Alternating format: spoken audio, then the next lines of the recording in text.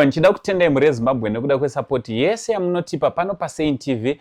Basa richienda mberi. Tadzoka zvakare kuno Kobulawayo kwatauya kuzokurukura naMr Ruvengo, Mr Sinus Ruvengo vanova vatikambokurukura navo mazuva mashoma achangopfuura, vachitizivisa nezvenyaya yanetsa, nyaya iri kuvashungurudza, nyaya yenhaka kana kuti yemba yeestate, anditi pachirungu anoti estate. So tatirega tidzoke tizokurukura navo mushure meunge takurukura nemwanakomana kuti ivo vanotiwo kudii maringe nemashoko ataura. Asi chekutanga ndichiti makadii zvenyu kwese kwamuri muri veZimbabwe. Zita rangu riri pachitupa, makandidedza mukati ndinonzi Sekuru Saint kana kuti Uncle Saint, the only Zimbabwean uncle. Ndadzoka zvakare panapa. Vazhinji vanobva vabvunza kuti sei muri kuramba muchitaura nezvenyaya iyi. Pfungwa dzedu ndedzekuti tinge tiri tinobatanidza muri. Isusu paplatform inoi hatipo pakurwisanisa, asi tiripo pakuda kutsvaga nzira yekubatanidza muri, nzira yekuti muri dzanga dzaondoka dzinge dzinodzokedzana murudo. Saka ndadzoka kuno kuti tinge tiri tinokurukura nababa, timbonzwawo kuti baba vari kutiwo kudii maringe nemashoko ataurwa nemwanakomana. Saka muchigara ipapo tikurukure zvizere nababa, baba Sinus Ruvengo. Baba makasimba here? Ndiripo mwana, wakadii? Aiwa tinosimba. Aiwa mufaro wedu kukuonai makasimba kudaizvo. Chekutanga for the sake yevari kutanga kuonaiwo nhasi, pana vamwe vatanga kuona story nhasi, mungavazivisawo kuti munonzi Mr. ani, uyezve mune makore mangani?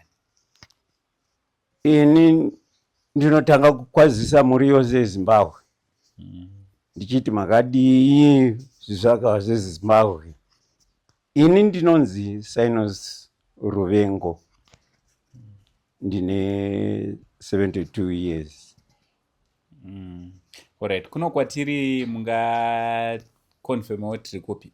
Tiri ku Gulumani 5 kwaSokusile. KwaSokusile. Nzvimbo inoyi ndoifarira zvisingaite. Sokusile ndichatanga kupinda mburo wayo ndichiri kakomana kadiki. I think over 23 years ago ndo kwandaimbouya kuno. KwaSokusile Gulumani 5. Okay, tinotenda. So baba, takurukurawo nemwanakomana akatipawo side of his story, akatizivisawo kuti aiwa zveshuwa baba vakatichengeta tikakura nemubereki wedu, zvichidaro. So tazomubvunza pekupesa tikati, are you ready kugara pasi kunge uri unoona baba and try to resolve this issue ye-estate? Akati he is ready. So what's your response imimi pane mashoko ataurwa nemwana? Mashoko ataurwa nomwana edialogue anonakidza chose.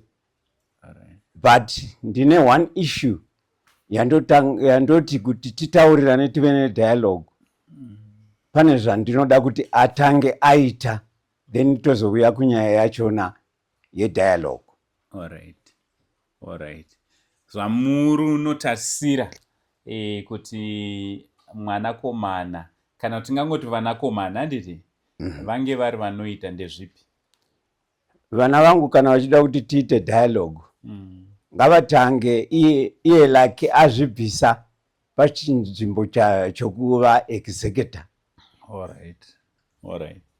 Since he is also an interested party in this matter. You can't be a player and a referee at the same time. Okay. Alright. So, ndikuda kuti tingo confirm pakutanga paku acquire property in question. Timbodzokesera na kumashure zvishoma. Alright. Can you confirm kuti property in question makai acquire sei, zvakafamba sei? I think for clarity vamwe futi vari kutanga kuona nhasi. Ende chii chazosvitsa patiri panapa? Ndakapiwa soft loan neMonarch. Alright. Ndapuwa soft loan iya zvokuti izvezvi nyangwe ndikadzokera kubasa ndopuwa mabhadhariro andakaita imba. Marecords zviriko kumonai. Zviriko nekuti vachindipa deposit yandakadhipoza nayo imba yekuNgulumani 12 zvakaitwa nekambani. It was just transferred direct to the company yaitengesa mastands. Dzaitengeswa neCaps ari mabonded house. Alright. Saka ndo munzira yamakatenga nayo imba iyi ndobva ndaisa muzita rani romudzimai, sezvo ndataura kuti macity bylaws anga asingabvumi zvokuti kana maevidence anogona kuwanikwa kubasa kwandaisevenza. Alright.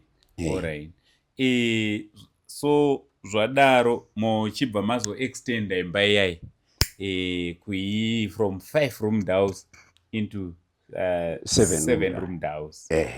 Alright. So zvichidaro chakasakisa kuti zvizodai haisi nyaya here kuti property inoi yamugere makange matoipa kuvana sikana kare, vakomana pamwe according to them manga mavavimbisa kuti muchavapawo the property in question. Hazvina kufamba zvakadaro. Ino imba yatiri ino ndakapa vasikana. Alright. Havana kurequesta. Zvakangova to my choice kuti regai ndingopa vana ava vasikana chiimba. Alright. Ndichisafeguarda. Zvakava zviripo in the ground. Alright. Kuti kuda dzimai wangu wandinaye unozogona kutorera vana ava chiimba. Alright. Muchireva kuti wamamuinaye patime yachona here vanhu vamai vana lake here? Mai vana lake vakazovuya ndikati vanogona kuzotorera vana ndikashayika vanogona kuzotorera vana ava imba yamai vavo. Alright. Kuroti ino imba manga matogara muinayo nomukadzi wokutanga, first wife. Alright. So makabva mataiwa since ndakavaka imba ino ine first wife rega ndibve ndaiita kuti mazita ave evana vangani vasikana vatatu. Alright. Perfect. So haisiriyo here imwe nzira imwe chete yamaivhungirwa kuti muchangoita pavakomana ava vatatu futi ka? Vatatu. Zvamakangoita paimba inoi? Hai, zvanga zvisingafa zvasirizvo zvandaiplana kuti ndinova paimba.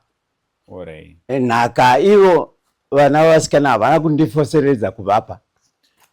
Saka ivo vakomana havafaniri kundifoseredza kupa nhaka kuti tipei nhaka yedu. Ndinovapa willingly, not by force. Ivo kana vosevenzesa force izvo hazvimo mandiri izvo. Saka nanatezvara venyu vanova vekwagondo handiti ndizvo? Ndizvo. Ukama hwenyu hwakamira sei especially nekuda kwenyaya idzodzi? Ava vanodoti vazukuru vavo vanga vawane imba yasisi vavo. Alright. Alright. But mune ukama henyu hwakanaka wekuti munofambidzana? Hai, handina chakaipa pavari. Alright. So makambozama here kutaura namadzikuru kuti madzikuru vana mbuya tigarise vana pasi panyaya iyi? Hatina kumbosvika ipapo nokuda kuti nyaya payakaenda kwamaster of high court taregister state namaster of high court, sekuru vachona vakadogwa kuti Lucky ngaaite executor. Ini ndaenda navazukuru vangu vana vasisi vangu ndikati hai ndoda kuti muzukuru wangu apinde. Ivo vakati hai ndoda mwana wasisi wangu apinde. Ndo pakatangira nyaya kutanga kusapindirana. Alright. but kumashure kwese maitopindirana muchinzwanana. taipindirana. Alright. Saka what's the way forward? Imimi ndimi baba wemhuri. Pakupedzisira ndimi futi mune masolutions panyaya dzese dzakadai. Handu chaizvo. Saka what's the way forward? Atataura naLucky ati aiwa inini ndotoda kuti tigare pasi nababa kwete iye chete sevana mutsvage nzira yekuti muite move on. Saka what the way forward? Tinogona kuti move on kana iye Lucky azvibvisa pabu executor uri kunetsa. Alright. Togona kuti way forward. Togara pasi navo totaurirana. Alright. But dzimwe dzenguva tiri kuti chinotopa kuti anzwisise kuti abve executor vamwe vanoti executor zvichidaro haisi nyaya here yekuti munotanga matombogara pasi moonesana zvikonzero zvikupa kuti mimi muti aiwa iwe waufanira kunge uri pachigaro ichi kuHigh Court. Ndo kune nyaya izvezvi yokuti Lucky unonzi unoremoviwa neHigh Court. Saka iye unongosarenda kuHigh Court kuti toda kunogara pasi nababa vedu. Chavari kuda ndechokuti nditange ndabva pachinzvimbo ichi. Alright, but mukana wekugara pasi uripo zvavo? Uripo. But munonzwawo sei Mr. Ruvengo tichitarisa kuti mune vana vakomana vatatu vamusiri kunzwanana navo izvezvi tichitarisa musiri kunzwa zvakanaka nenguva yekuti vana vanenge vachinevaroora handi vakawana vakomana vese vandowana varoora varoora vachiuyawo vachikubikirai zvizukuru zvichitamba madanha nasekuru. Ndo zvinoitika mudzimba dzakawanda. Ndo zvinhu zvinotaridza kuti family yakabatana. But noti zvokuti munotanga mambosvinana kuindisana kumakotsi maHigh Court nokuda kweimba. Ivo ngavangotsuduruka pazvinhu zveimba. Zvandinoita neimba ndichipo ndiri mupenyu. But vasandiudza zvokuita. Alright. Chekupedzisira hakusi kuti here vakomana vari kutya kuti nhaka yedu inogona kuzopozi sekutaura kwamuri kuita kuti muite zvamunoda kuita neproperty yenyu. Hakusi kuti vanenge vakutyawo here kuti ndo patinototarisa kuti ndo nhaka yedu. Hakusi kwakutya here kuti ko baba wakazongomuka wakafunga kutengesa property isusu tichazosarawo nei kana kuti tichazovawo nei.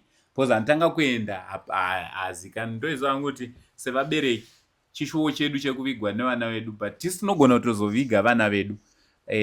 Havasi vanofunga here kuti ramangwana rinozovei. Tichitarisa futi kuti vanenge vachiti ndo pane mamemorizwo edu namai vedu panzvimbo iyi. Vana ngavavone upenyu huriko mazuva ano vasada zvinhu zvavabereki. Ngavavake upenyu hwavo vaite zvinoitiwa mhuri dzose kuvakira vana vavo dzimba but vasandiudza zvekuita nezvandakatenga ndoga. Alright, aiwa tinotenda tichaita kuti vange vari vanoona mashoko enyu tichitenda kuti pakupedzisira isusu inini saangosendi pfungwa dzangu ndedzekuti baba Ruvengo nemhuri yose nevana munge muri munowana nzira yekugara pasi moonesana mutsvaga way forward kuti munhu wese angari anodi pakupedzisira munhu wese angari anofara rugare runge ruri runodzoka zvakare. Baba maita basa nenguva yamatipa yekukurukura. Ndinotenda. nekugwa nenyaya iyi kwamaita. Tinotenda. Aiwa, ndofunga mazvinzwira patanga tichikurukura naBaba Ruvengo tiri kuno Kobulawayo Kontutu, tichidawo kunzwawo kuti vanoti kudii nemashoko ataurwa nemwanakomana wavo achiresponda kuvhidhiyo ratakaita nawo pekutanga.